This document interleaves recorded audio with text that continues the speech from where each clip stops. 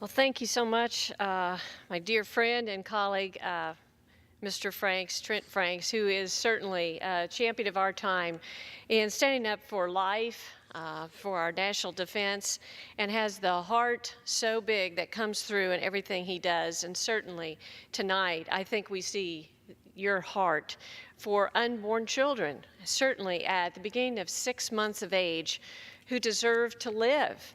And your bill, the Pain Capable Unborn Child Protection Act, is also known as Micah's Law, will do that. And I urge all my colleagues to support it tomorrow.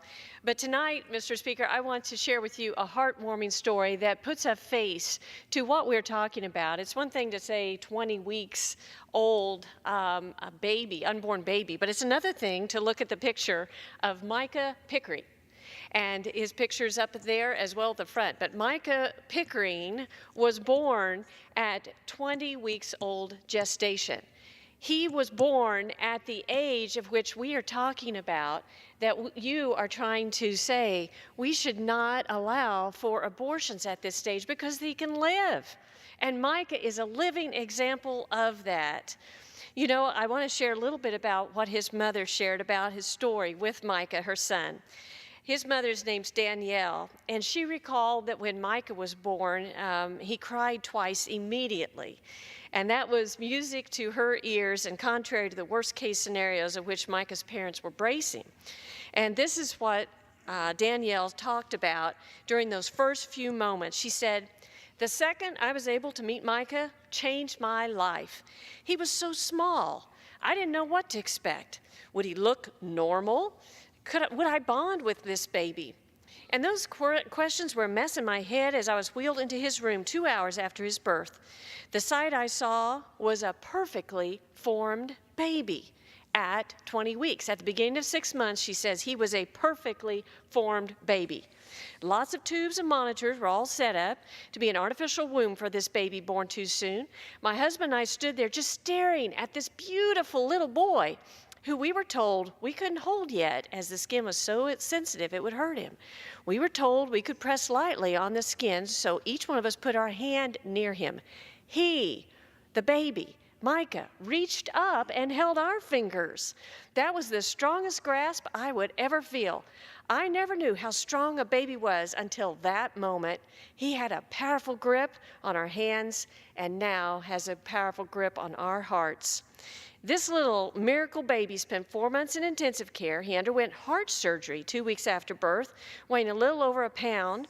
He was on a ventilator for a while. He was on morphine to ease the pain. And this was the size of the diaper that he wore. Isn't that incredible? But he wore a diaper that size. And this little preemie, when he was born, he was the size of an M&M package. It's hard to believe that a baby could be that small and live, but that's about the size of a baby at this age, 20 weeks old, beginning of 6 months, and he lived. His name is Micah. Now, he is a healthy, energetic kindergarten student. And Micah's story, it's beautiful. It is a miracle. And we thank God for Micah's fighting spirit, for his parents' unwavering love for their son, and for the team of doctors, nurses, surgeons, and medical professionals who tended to Micah during those first few months. But the point is about Micah, he puts a face on this, that from the moment of conception to the birth of a child, the growth and development of the baby is miraculous. And with advances in medical science, we can better understand what is happening at each stage of development. When these little babies are just 4 weeks old, the basics of their nervous system are developed. By 8 weeks after fertilization, the unborn child reacts to touch. After 20 weeks, and that's the age of your bill, the unborn child reacts to stimuli that would be recognized as painful if applied to an adult human, for example, by recoiling. And we know that by the 20th week, beginning of the 6th month, unborn babies, children the same age as Micah when he was born, respond to painful stimuli by flinching, jerking, just like you and I would if we were burned or hurt in some way. And Micah's parents were told that they could not hold their little son. That would be too painful for their newborn. But babies at this stage are actually hyper-responsive to pain. since the neurological features that inhibit or regulate pain sensations do not develop until much later in pregnancy.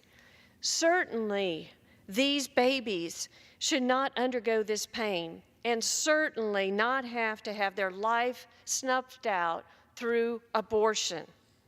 When a mother and her unborn baby undergo a surgical procedure, doctors give fetal pain medication or fetal anesthesia to the baby so that he or she does not feel the procedure. This is common practice. It's common sense. The legislation before the House tomorrow will ensure that unborn children are not subjected to the excruciating pain of being euthanized in the womb.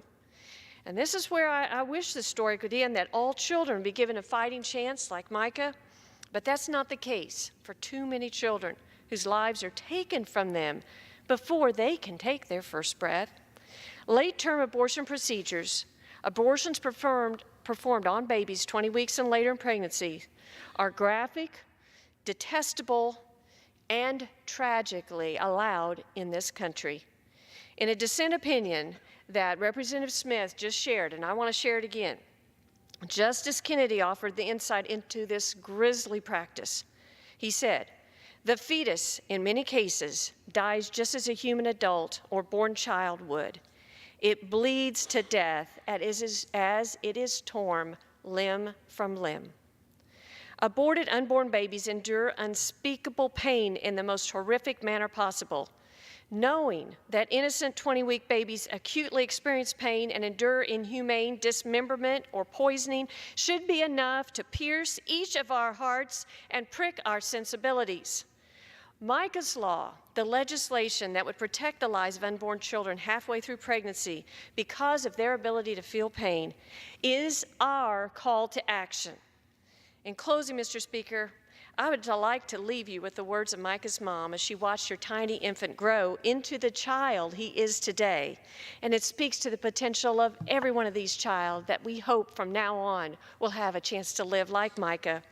She said he still had his eyes fused shut. You could see his chest vibrate from the ventilators. It was heartbreaking. Here was a boy who we would get to see take his first sneeze, his first smile. We would get to see the hiccups from the outside. We would watch his eyes slowly unfuse. We would watch his hair grow in, and we would watch his body develop. It was indescribably the most joyful time of our life. So as we anticipate tomorrow's historic vote, I ask my colleagues to lend their support for Micah and thousands of children just like him who want to live, who want to experience life, and who have so much to give. So thank you, Mr. Speaker, and I yield back the balance of my time.